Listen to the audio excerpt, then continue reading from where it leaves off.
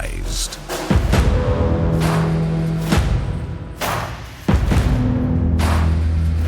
This is 10-Minute Murder.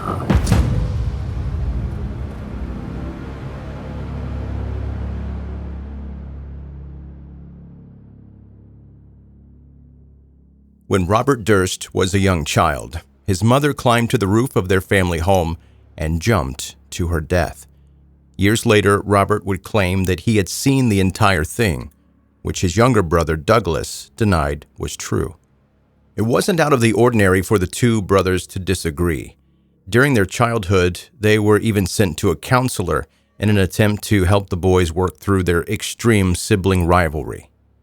The Durst children had been born into a real estate empire, but it didn't matter to Robert. He spent his entire childhood and teenage years as a loner, getting into fights and alienating himself from his family.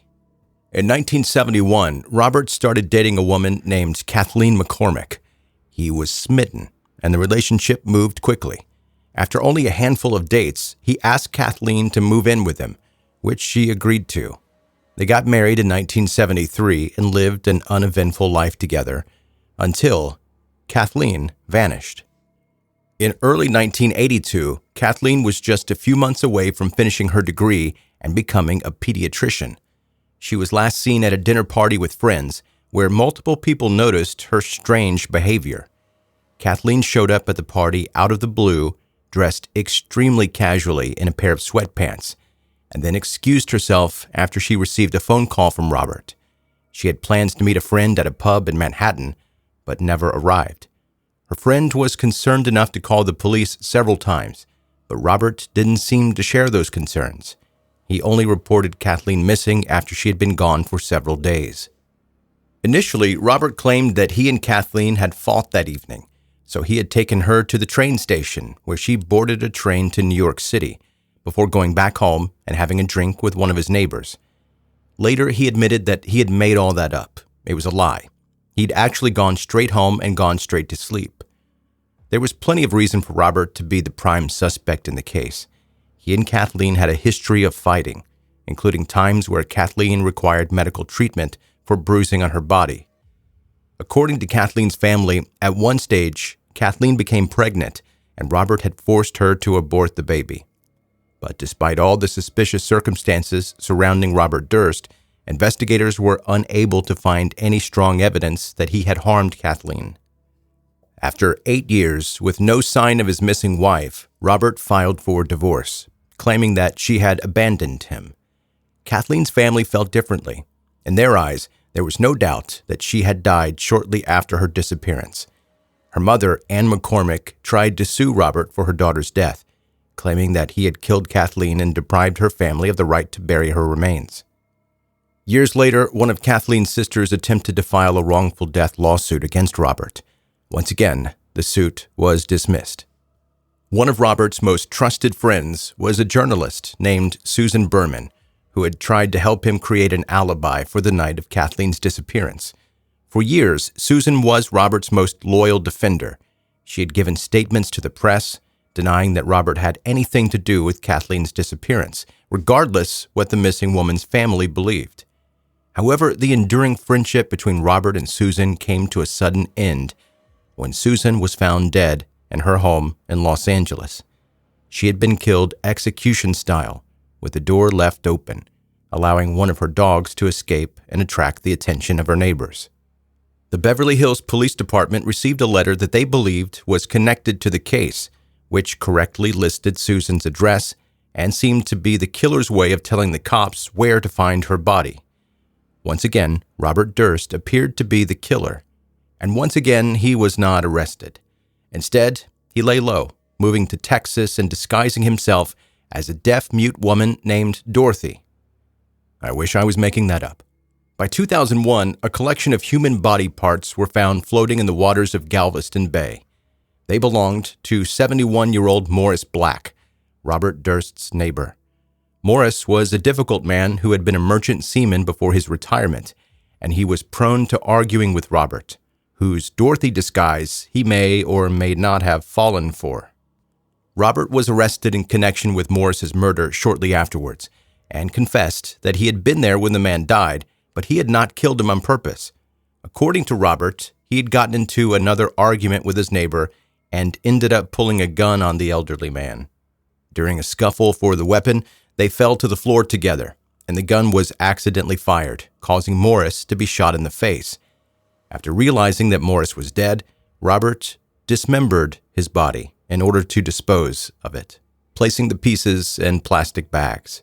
He was then released on bail. Quick backtrack. He confessed to shooting a man in the face, chopping up his body, putting it in plastic bags, and he was released on bail. After that, he skipped out on his court hearings and went on the run. He was apprehended on the 30th of November after he was caught attempting to steal a chicken salad sandwich from a supermarket. But because of his claims that he had killed Morris in self-defense, he was acquitted. Several members of Robert's family ended up getting restraining orders against him, claiming that they were afraid that he would harm them. Robert continued to show up outside their homes despite those restraining orders, resulting in trespassing charges. Although he harassed the rest of the family members, his main target was his childhood rival, his younger brother, Douglas. In 2014, Robert was arrested yet again, after he unzipped his pants and peed on a shelf in a CVS drugstore in Houston. After urinating and exposing his genitals to the customers and staff, he calmly walked out of the store. He was only fined $500 for the incident, which his lawyer simply described as an unfortunate medical mishap. After the investigation into Susan Berman's death was reopened, Robert was charged with her murder. The trial was delayed for several years while Robert was treated for esophageal cancer. Finally, in 2020, he was well enough to stand trial, just in time for the COVID-19 pandemic to delay things further. The trial began in mid-2021, more than 2 decades after Susan was killed. The prosecution argued that Robert had a clear motive for shooting Susan. She knew too much about Kathleen's disappearance. They asserted that Susan had told Robert that she would go to the authorities and tell them that he murdered Kathleen, and in a state of desperation, Robert had shot her to prevent her from talking. Robert's brother Douglas acted as a witness for the prosecution. So did Robert's trusted friend Nick Chauvin, who told the court that Robert had confessed to the murder. According to Nick, during a conversation in New York, Robert had said that he, quote, had no choice but to murder Susan, saying it was her or me. Out of the 80 witnesses who testified, the most damaging one was Robert Durst himself. In 2015, he had been the subject of an HBO series about his alleged crimes, called The Jinx, The Life and Deaths of Robert Durst. Although Robert had a history of refusing to cooperate with the media, he had warmed up to Andrew Jarecki, who directed the series. During the filming of The Jinx, Robert had taken part in more than 20 hours of interviews with Andrew. In the final one, Andrew had shown Robert 2 envelopes. One of them was a letter that Robert had sent to Susan Berman a year before her death. The other was the letter that had been sent to the LAPD, indicating where Susan's body could be found. Andrew told Robert that a handwriting expert had concluded that both letters had the same author. Although Robert still didn't admit to the killings, he was visibly shaken up. He went to the bathroom after the interview finished, forgetting that his microphone was clipped to his clothing and it had not been turned off, and he muttered to himself. His final statement was, "What the hell did I do?" Killed them all, of course. Or maybe this is the bathroom. Yeah, that's... You're right, this is the bathroom.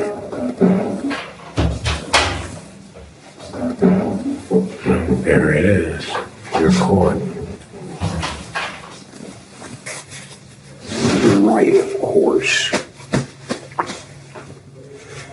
But you can't imagine.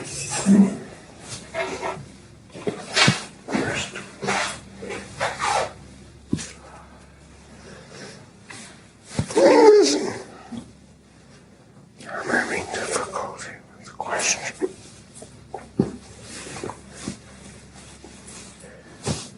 What the hell did I do?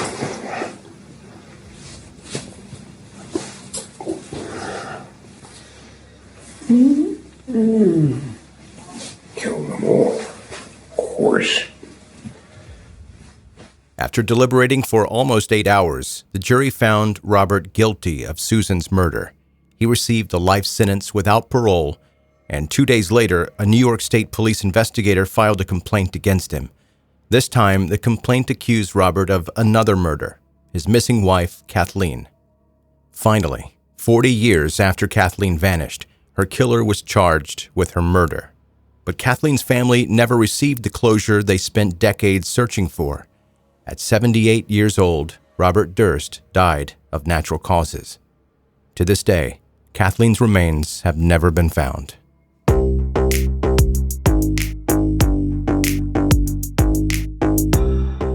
That's 10-Minute Murder for today. Brief and bingeable true crime. I'm Joe, I'm the host, and I really appreciate you listening to the episode. If you're new to 10-Minute Murder, welcome, hi. Please subscribe now so that you can more easily catch up on all of the back episodes. To all of you returning OG listeners, I love you with all my heart. Connect with me on social media to see the pictures of what we talk about here on the podcast. It's never gross and graphic stuff, though. And the reason is because I don't personally want to look at the crime scene photos that are disgusting because I get nightmares. And I assume that you don't either. And I also know that you can very easily yourself find all of these photos if you do want to see gross and graphic stuff. I don't know why you would. But some of you out there do like to get really, really in-depth into these episodes and do your own research on them, which is cool. I mean, that's up to you, but I don't do that. I don't post those because I like to sleep.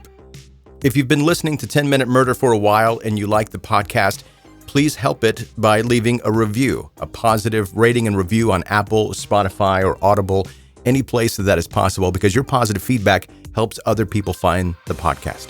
If you're interested in finding all the places where you can connect with 10-Minute Murder, go to 10minutemurder.com. There you'll find all things related to the podcast. Thank you for listening to another 10-Minute Murder podcast episode. I will see you on the next one. Bye.